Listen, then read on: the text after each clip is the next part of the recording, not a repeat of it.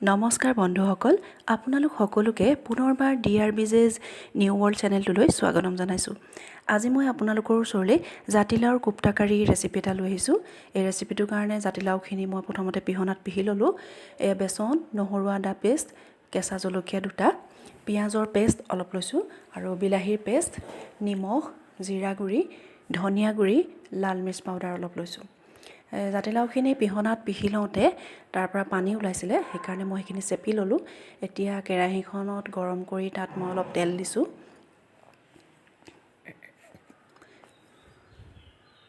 তেলখিনি গৰম হ'লত এতিয়া মই তাত 1 চামুচ পিঁয়াজৰ পেষ্ট দিছোঁ, অলপ নহৰু আদা পেষ্ট দিছোঁ। দি এইখিনি এতিয়া মই ভালদৰে লৰাই থাকিম, অলপ ভাজ খাবলৈ দিম। এইখিনি ভজা হৈ গ'ল। এতিয়া মই তাত চেপি লোৱা জাতিলাওখিনি দি দিম।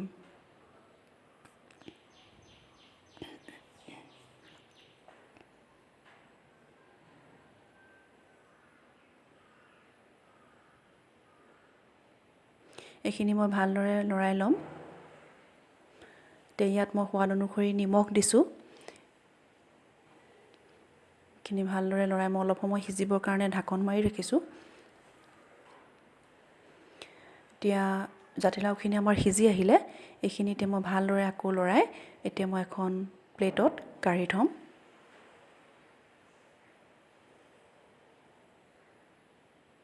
এইখিনি অলপ সময়ৰ কাৰণে ঠাণ্ডা হ'বলৈ দিছিলোঁ মই।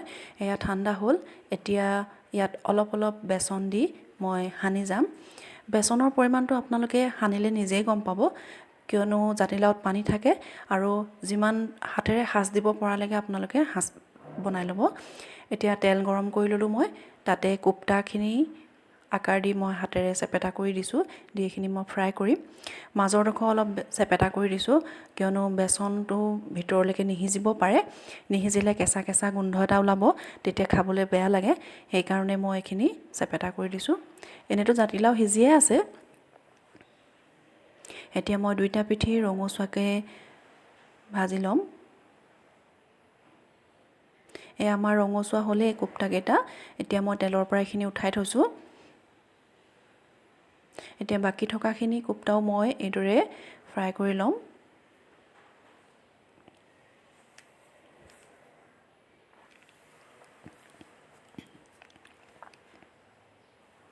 এয়া আমাৰ কোপ্তাখিনি ফ্ৰাই কৰা হৈ গ'ল। এতিয়া মই এইখিনি এখন প্লেটত থৈ লৈছোঁ। বাকী থকা তেলখিনিত মই কেইটামান পাঁচফোৰণ দি দিছোঁ। এই পাঁচফোৰণকেইটা ফুটাৰ লগে লগে মই পিঁয়াজৰ পেষ্টখিনি দি দিছোঁ। পিঁয়াজৰ পেষ্টটো অলপ সৰহকৈ দিছোঁ, কিয়নো পিঁয়াজৰ পেষ্টটো অলপ সৰহ হ'লে গ্ৰেভিটো অলপ ডাঠ হ'লে ভাল হয়। তাত অলপ নহৰু আদা পেষ্ট দিলোঁ।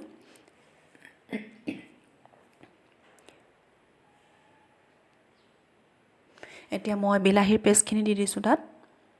এইখিনি দি ভালদৰে মই ভাজি থাকিম। ইয়াৰ কেঁচা গোন্ধটো পিঁয়াজ, নহৰু, আদাৰ আৰু বিলাহীৰ কেঁচা হেৰিটো নাইকিয়া হৈ যোৱালৈকে অলপ ভাজিম। ভজা গোন্ধটো ওলালে খাবলৈ ভাল লাগিব তেতিয়া। ইয়াত মই লাল মিৰ্চ পাউডাৰ, ধনিয়া পাউডাৰ আৰু জিৰা পাউডাৰ দিছোঁ। লগতে সোৱাদ অনুসৰি নিমখ দিছোঁ। নিমখটো মই কোপ্তা বনাওঁতে দিছিলোঁৱেই, এতিয়া মই কাৰীৰ কাৰণে নিমখ দিছোঁ। লগতে অকণমান হালধি দি দিছোঁ। এইখিনি এতিয়া ভালদৰে লৰাই মই ভাজি ল'ম। ইয়াত কেঁচা জলকীয়া দুটাও দি দিলোঁ।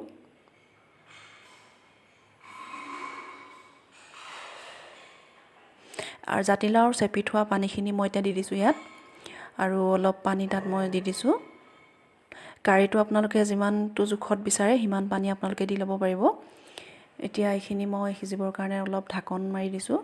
এয়া উতল আহিছে। এতিয়া মই নৰসিংহ পাত কেইখিলামান তাত দি দিলোঁ। লগতে কোপ্তাকেইটাও দি দিছোঁ। দি এইখিনি মই ভালদৰে লৰাই দিছোঁ এতিয়া, যাতে মছলাটো কোপ্তাৰ ভিতৰত সোমাই যায়। এতিয়া ঢাকন মাৰি দিছিলোঁ।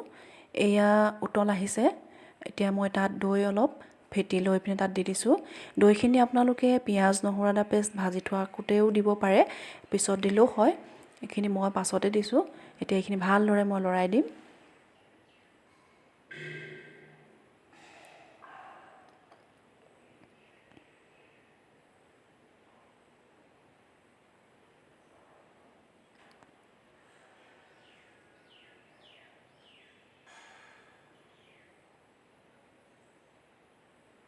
অলপ কচুৰি মেথি দি দিছোঁ, সেয়া উতল আহিছে।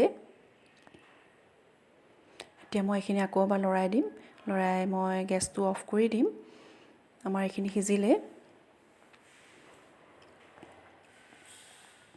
এয়া আমাৰ জাতিলাওৰ কোপ্তাৰ কাৰী ৰেচিপি ৰেডি। ভিডিঅ'টো চাই ভাল পালে প্লিজ লাইক, ছাবস্ক্ৰাইব আৰু শ্বেয়াৰ কৰি দিব, লগতে কমেণ্ট কৰিব।